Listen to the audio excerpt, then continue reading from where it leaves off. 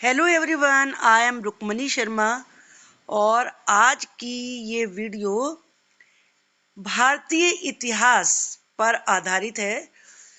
जो भी general awareness के क्वेश्चंस हैं ऑब्जेक्टिव टाइप, उनको इसमें डिस्कस किया है। एंशिएंट इंडिया के यानी कि प्राचीन भारत के और साथ ही साथ मध्यकालीन भारत के क्वेश्चंस को भी इसमें लिया गया है।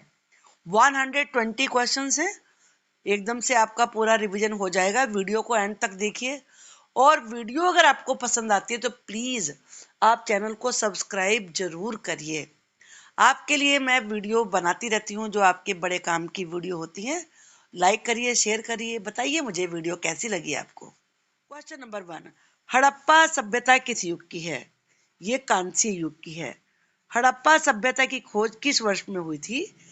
ये हुई थी 1921 ईस्वी में। हड़प्पा निवासी किस प्रमुख धातु से अपरिचित थे? हड़प्पा के निवासी लोहे से अपरिचित थे, उसके बारे में नहीं जानते थे। सिंधु घाटी सभ्यता में विशाल स्नानागार कहाँ पाया गया है? सिंधु घाटी सभ्यता में जो विशाल स्नानागार है वो मोहनजोदड़ो में पाया गया है। भारत में खोजा गया सबसे पुराना शहर कौन सा था? ये था हड़प्पा। हड़प्पा सभ्यता में हल से जोते गए खेत के साक्ष्य कहाँ से मिले हैं? कि हल से जुताई होती थी खेत की, ये कालीबंगा में मिले हैं। कालीबंगा स्थल राजस्थान के किस जिले में स्थित है? ये हनुमानगढ़ में स्थित है। हड़प्पा सभ्यता का सर्वाधिक मान्यता प्राप्त काल कौन सा है? हड़प्पा सभ्यता का सर्वाधिक मान्यता प्राप्त काल है 2500 ईसा पूर्व यानी कि 2500 बीसी से लेकर 1700 बीसी तक। भारत की आर्थिक राजधानी क्या है? मुंबई शहर है। जैन धर्म के प्राचीन आगम ग्रंथों की भाषा कौन सी थी? प्राकृत। किस चीनी शासक ने 1341 ईस्वी में मोहम्मद बिन तुगलक के दरबार में अपना राजदूत भेजा था? ये थे तोगन तिमूर। मयूर सिंहासन किसने बनवाया था? ये बनवाया था शाहजहां ने। शाहजहां की बेगम का क्या नाम था? मुमताज महल था। मयूर सिंहासन को बनाने वाले कलाकार का नाम क्या था? बादल खां। दिल्ली के सुल्तानों में ऐसा कौन था जिसने योग्यता के आधार पर पद देना प्रारंभ किया? वो थे मोहम्मद बिन तुगलक। मोहम्मद बिन तुगलक ने अपनी राजधानी कहाँ स्थानांतरित की? दौलताबाद में। मोहम्मद तुगलक के दरबार में किसने 17 साल गुजारे? ये थे बर्नी, जो कि इतिहासकार हैं। कृषि के विकास के लिए मोहम्मद बिन तुगलक ने किस विभाग की स्थापना की थी? ये था दीवाने कोही।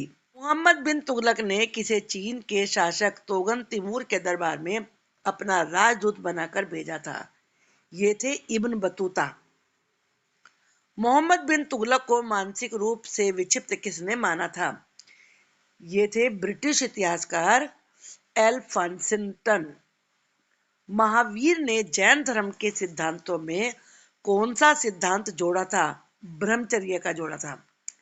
महावीर के निर्वाण के बाद जैन संघ का अगला अध्यक्ष कौन हुआ? अगले अध्यक्ष हुए सुधर्मन। वैदिक काल में यव किसे कहा जाता था? यव कहा जाता था जौ को। दिलवाड़ा के प्रसिद्ध जैन मंदिरों को किसने बनवाया था? इस मंदिर को बनवाया था सोलंकियों ने।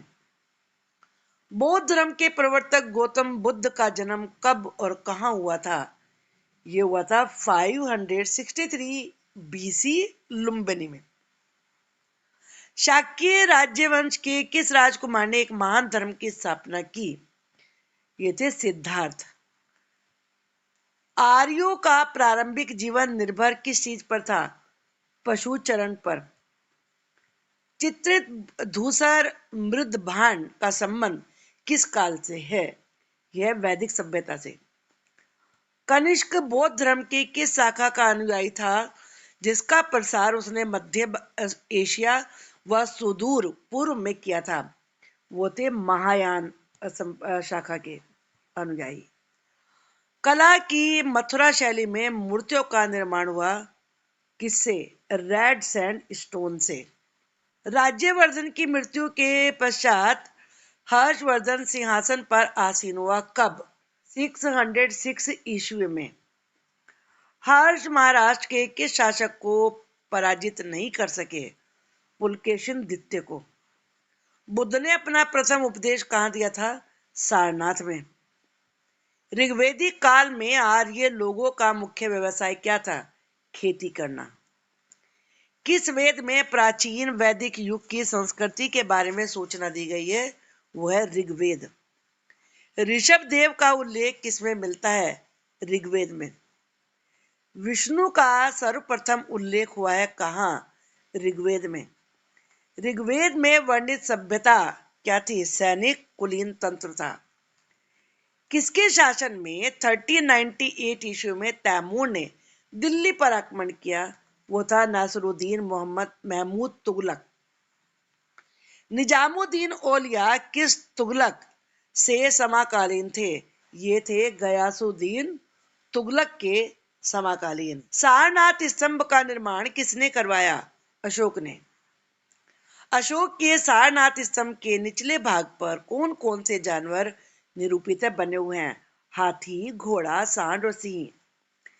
किसने सहिष्णुता, उदारता और करुणा की त्रिविध आधार पर राजवंश की स्थापना की थी? ये थे अशोक। अशोक ने कहा चोल, पांड्य, केरल पुत्र और सत्य पुत्रों का अपनी पड़ोसी शक्तियों के रूप में उल्लेख किया है? वो शिलालेख है शिलालेख 2। अशोक के अभिलेख में उसके किस एकमात्र पुत्र की चर्चा की गई है? वह तीवर।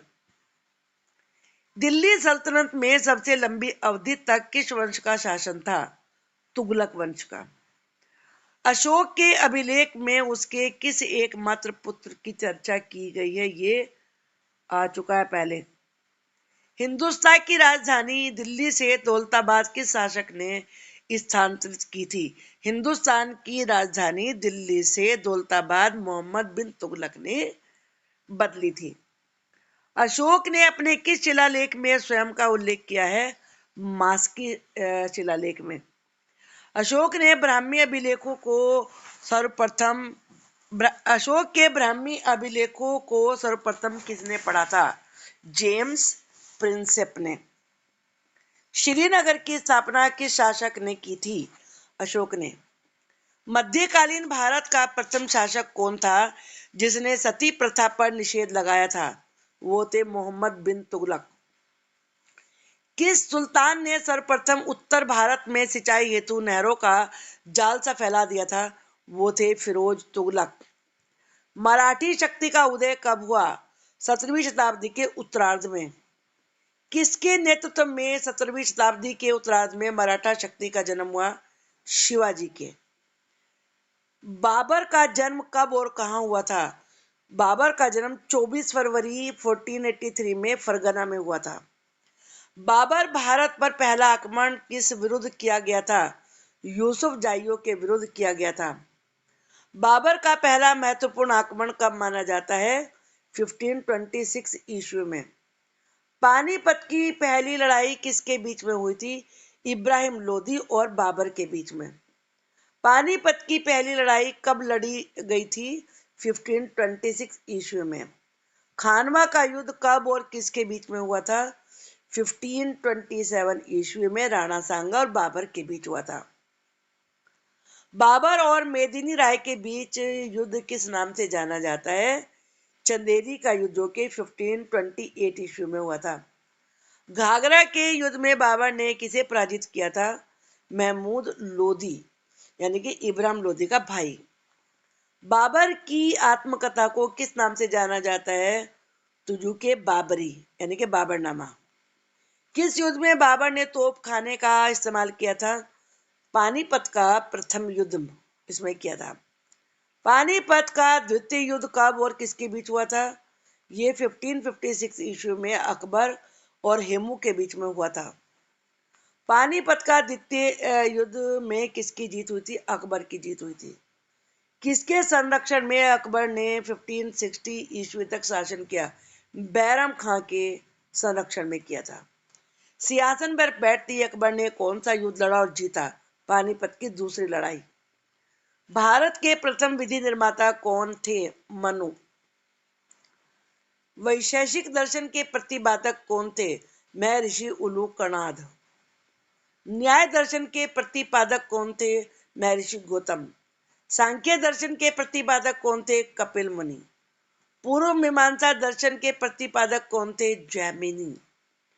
कांचीपुरम के कैलाशनाथ मंदिर का निर्माण किसने करवाया था? नरसिंह वर्मन द्वितीय ने प्रथम ने।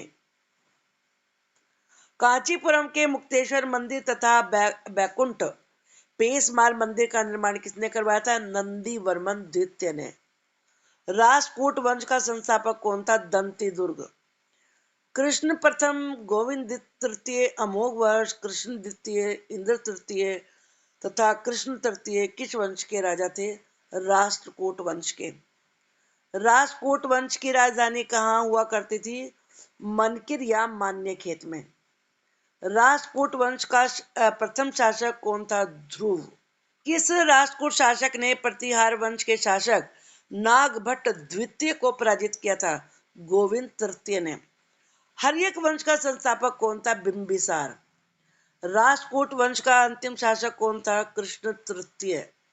महाराष्ट्र में स्थित एलोरा एवं एलिफेंटा गुफाओं का निर्माण किस शासक के शासनकाल में हुआ था? राष्ट्रकूट राजाओं के शासनकाल में। रानी के चालुक्य वंश की स्थापना किसने की थी? तैलप द्वितीय ने।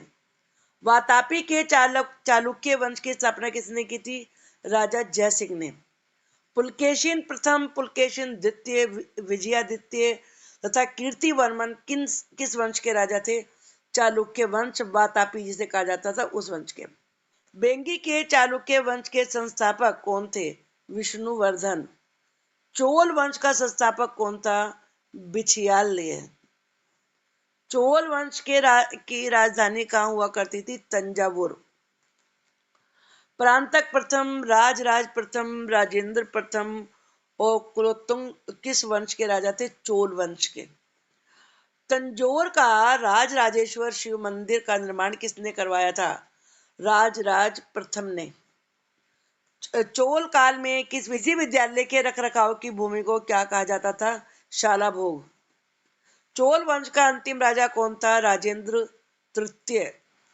चोल काल में सोने के सिक्के क्या कहलाते थे? कलंजू।